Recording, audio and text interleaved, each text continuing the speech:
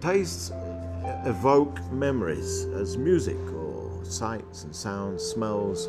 So the taste, when we started working again in the kitchen, you know, rather than work on recipes, because I don't have any recipes from that time, was like looking and experimenting, trying to get a taste that when I closed my eyes, I could really feel that I was back in Thailand or in Malaysia or sitting on the beach in Australia and trying to remember those tastes, you know, of not my infancy, because I was adult, you know, I wasn't that young, you know.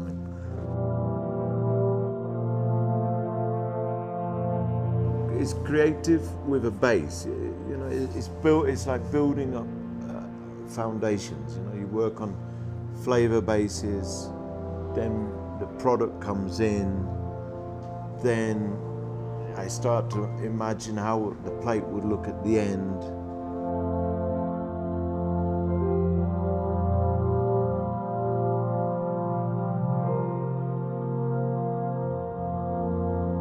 Siento que es la oportunidad de haber hecho el restaurante como nos lo estamos soñando, como nos lo hemos querido soñar. Hemos podido hacer la comida como la hemos querido, nos hemos podido tomar el tiempo que nos hemos tomado para que cada cosa esté muy bien. Pudimos soñar con hacer alrededor del bar todo un tema y trajimos a un gran personaje de San Francisco.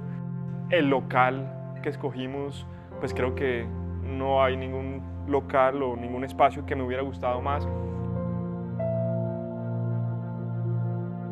Felipe one day come to me and says, "Hey Andrew, you know, come and look at our house. We've got a house that we want to see if you want to do a restaurant." We asked to get inside the local, and it was the same. It was all partitioned off, and you couldn't really see. It was a bit dark and dingy. You know, it was inspiring at the same time, because we could imagine the open space, you know, with the park, with the garden outside. So anyway, so he convinced me.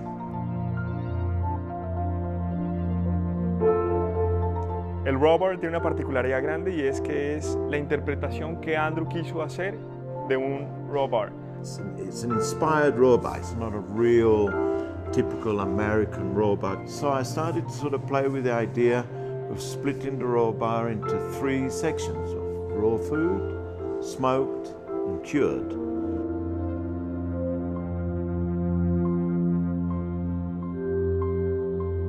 Andrew's food is very classically inspired.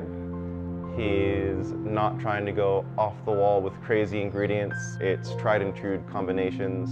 It's years of experience going into the preparation. It's a lot of technique. The cocktails are the same way. When it's only 3 ingredients, they're not very sweet. They're enjoyable to a large audience. It's not something that you have to have an acquired taste for.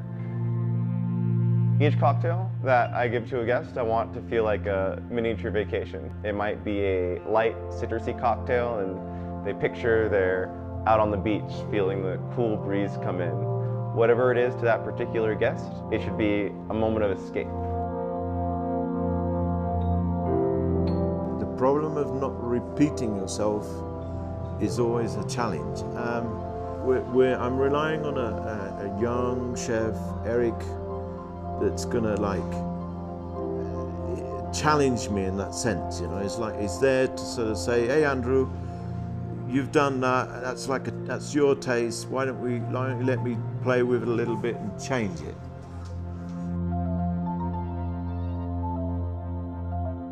How would I describe black bear? You know, that's the hardest question that anybody asks me. You know, and my son asks me a lot, "Hey, you know, what is black bear?" I mean, apart and it sounds like your surname, but I would say it's local, inspired ingredients, marred with a good, honest technique. You know, the easiest thing to say is say it's Andrew's food, but I mean, it doesn't mean anything if I say like that.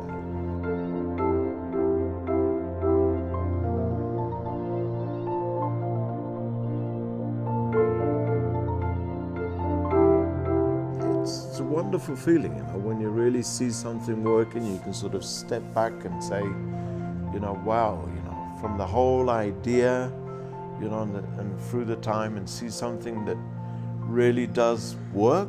I mean, nothing's perfect. You know? There's always something like there's good days, bad days, there's better days, and there's not so good days. But it is a nice feeling. I sleep well at night. So.